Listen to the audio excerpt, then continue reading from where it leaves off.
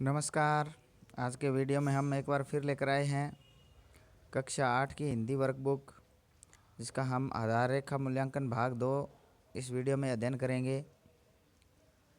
जिसमें पहला प्रश्न है, सरल शब्द का विलोम शब्द है। सरल का विलोम लिखना है। 4 विकल्प दिए गए हैं इसमें: कठिन, ज़्यादा, महीन, आम। तो इनमें से जो सरल का विलोम होगा कठिन होगा। तो कठिन पे हमें सही का निशान लगाना है। दूसरा प्रश्न है, एक व एक से अधिक की संख्या का बोध कराने वाले शब्दों को कहते हैं। एक व एक से अधिक की संख्या का जो बोध कराते हैं उन्हें कहते हैं। 4 विकल्प है: विशेषण, क्रिया, वचन, लिंग। तो इनमें से हमारा जो उत्तर होगा, संख्या की बोध कराते हैं उन्हें वचन कहते हैं। वचन के ऊपर सही का टिक मार्किंग करेंगे। उसके बाद तीसरा प्रश्न है, नीचे दिए गए वाक्यों का शुद्ध रूप लिखिए। गलत वाक्य लिखे हुए हैं, उनको शुद्ध करके लिखना है। क में है, रोहित अपने घर गई। तो यहाँ वाक्य शुद्ध नहीं है, तो इसको शुद्ध करेंगे। तो रोहित अपने घर गया, गई की जगह गया करना होगा, क्योंकि ये वाक्य पुल्लिंग रूप में है। ख में है, तुम दोनों कहाँ गया। तुम दोनों कहाँ गया। तो इसमें जब वाक्य को शुद्ध करेंगे तो तुम दोनों कहाँ गए हो जाएगा, गया की जगह। ये एक वचन नहीं है, बहुवचन का प्रयोग होगा। चौथा प्रश्न होगा, नीचे लिखे शब्दों का प्रयोग करते हुए वाक्य में प्रयोग कीजिए। तो शब्द लिखे हैं। पहला शब्द क में है, जोर जोर से। तो वाक्य प्रयोग करना है, वाक्य बनाना है जिसमें जोर जोर से शब्द आना चाहिए। बच्चा जोर जोर से हंस रहा था, या रोहित जोर जोर से हंस रहा है। कोई भी वाक्य आप यहाँ बना सकते हैं। ख में लिखा हुआ है नदी। नदी से वाक्य बनाना है। तो गांव के पास ही एक नदी बहती है। इस प्रकार आप वाक्य बना सकते हैं। आप और भी वाक्य बना सकते हैं। मेरे गांव के पास एक नदी है, गंगा नदी भारत की सबसे पवित्र नदी है। इस प्रकार आप नदी से भी वाक्य बना सकते हैं। पांचवा है, कचरा पात्र के कोई 2 लाभ लिखिए। कचरा पात्र का जब यूज़ करते हैं उसका क्या या लाभ होंगे। तो एक नंबर तो है, जैसे कचरा पात्र जब हम यूज़ करेंगे तो कचरा नहीं फैलेगा इधर उधर, कहीं भी गंदगी नहीं फैलेगी, बीमारियों से बचाव होगा। इस प्रकार आप यहाँ कचरा पात्र के लाभ लिखने हैं। कोई भी 2 लाभ यहाँ लिख दीजिए। छठा प्रश्न है, नीचे लिखी चीज़ों की विशेषता बताने वाले शब्द जोड़कर लिखिए। नीचे नाम लिखे हुए हैं कुछ चीज़ों के, तो उनकी विशेषता बताने वाले शब्द लिखने हैं साथ में। तो समोसे पहला शब्द है, समोसे।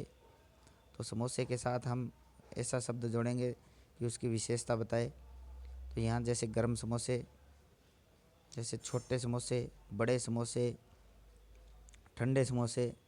तो कोई भी शब्द लिख सकते हैं जो कि इसकी विशेषता बताएगा। ख में है पेड़। तो पेड़ की जगह हम इसकी इसके आगे विशेषता बताने वाला शब्द लिखना है। जैसे हरे पेड़, छोटे पेड़, बड़े पेड़, घने पेड़, सूखा पेड़।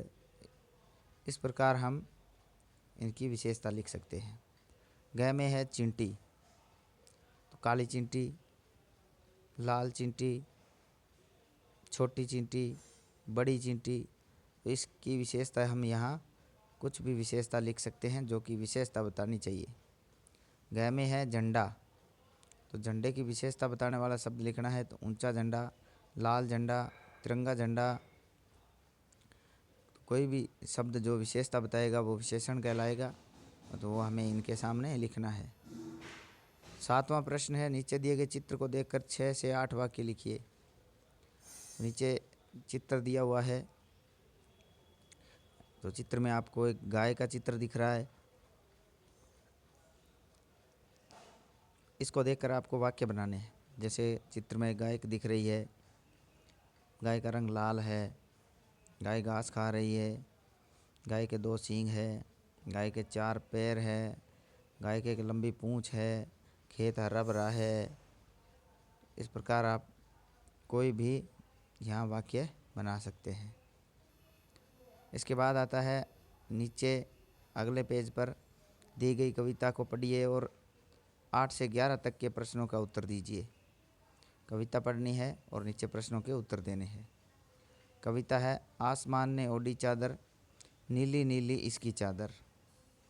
सांझ पड़े यह लाल हुई थी, रात पड़ी तो काली चादर। आसमान ने ओढ़ी चादर, नीली नीली इसकी चादर। रात पड़ी तो पोल खुली थी, फटी हुई थी सारी चादर। जगह जगह पर छेद थे इसमें, चलनी सी छेदीली चादर।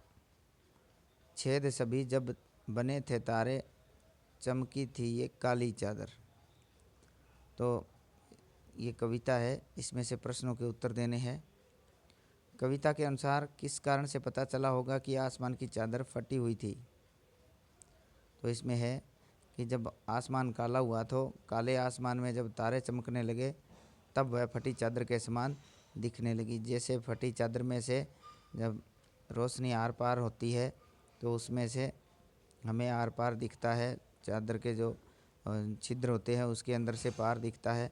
उसी प्रकार जब तारे दिखने लगे तो ऐसा लग रहा था जैसे कि काली चादर के अंदर से हमें जो वो फटी हुई है और उसके अंदर बीच में से दिख रहा है।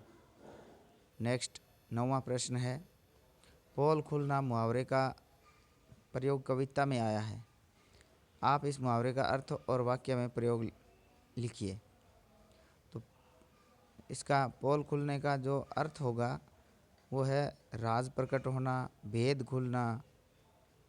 इसका वाक्य प्रयोग ऐसे भी लिख सकते हैं कि राजेश ने कहा कि वह चोरी नहीं करता, लेकिन चोरी करते हुए पकड़ा गया तो उसकी पोल खुल गई। इस प्रकार हम इसमें वाक्य प्रयोग कर सकते हैं। आगे वाला 10वां प्रश्न है, सांझ। सांझ का अर्थ है शाम का समय। सांझ होने पर आसमान की चादर लाल क्यों हो जाती है?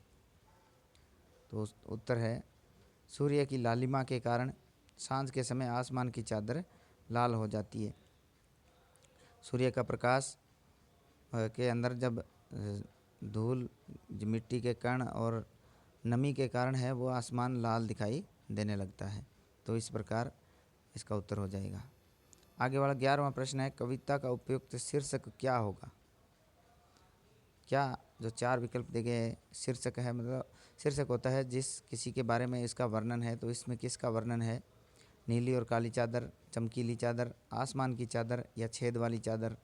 तो इसमें से जो उपयुक्त शीर्षक है वो आपको चुनना है। तो यहाँ हमारा उपयुक्त शीर्षक है वो आसमान की चादर हो जाएगा। आगे उसके बाद है, नीचे लिखिए गद्यांश को पढ़िए और प्रश्नों के उत्तर लिखिए। इस गद्यांश को पढ़ना है जैसे, यह धरती भी एक खूब बड़ी गुल्लक है।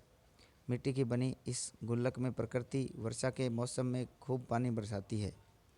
ऐसे में हमें रुपए से भी कई गुना कीमती इस वर्षा जल को बड़ी गुल्लक में जमा कर लेना चाहिए। हमारे छोटे बड़े तालाब, झील धरती की गुल्लक में पानी भरने का काम करते हैं। इसमें जमा पानी ज़मीन के नीचे जल के भंडार में छनकर मिलता है। वर्षा का मौसम बीत जाने पर इस गुल्लक में जमा जल रूपी धन हमें खूब काम देता है। तो इसमें से जो प्रश्न है उनके उत्तर देने हैं। 12वां प्रश्न है, विशाल गुल्लक किसे कहा गया है? तो पहली ही लाइन में उत्तर है कि धरती को एक विशाल गुल्लक कहा गया है। 13वां प्रश्न है, बरसात का पानी ज़मीन में किस प्रकार मिल जाता है? तो उत्तर होगा, बरसात का पानी तालाब, झील, टांके, नदियाँ आदि में जब भर जाता है तो धीरे धीरे छनकर ज़मीन में मिल जाता है। आगे वाला 14वां प्रश्न है, बरसात के मौसम के बीत जाने पर हमें पानी कहाँ से प्राप्त होता है? तो बरसात के बीत जाने पर नदियाँ, पानी जो टांके, झील आदि का पानी है वो छनकर ज़मीन में के अंदर जमा था, वो ज़मीन के अंदर का जमा का पानी हमें प्राप्त होता है। इसके बाद 15वां प्रश्न है, बरसात के जल को हम किस किस प्रकार सहेज सकते हैं? बरसात के जो पानी है, बरसात के जल को हम तालाब, झील, एनीकट, टांके आदि का निर्माण करके बरसात के पानी को बचा सकते हैं। तो इस प्रकार हमारा यहाँ उत्तर हो जाएगा। इसके बाद यहाँ आगे विद्यार्थियों की टिप्पणी, रिकॉर्ड, जो भी जिस स्तर का बच्चे ने प्रदर्शन किया है यहाँ प्रदर्शित होगा। तो आज के वीडियो में इतना ही। धन्यवाद।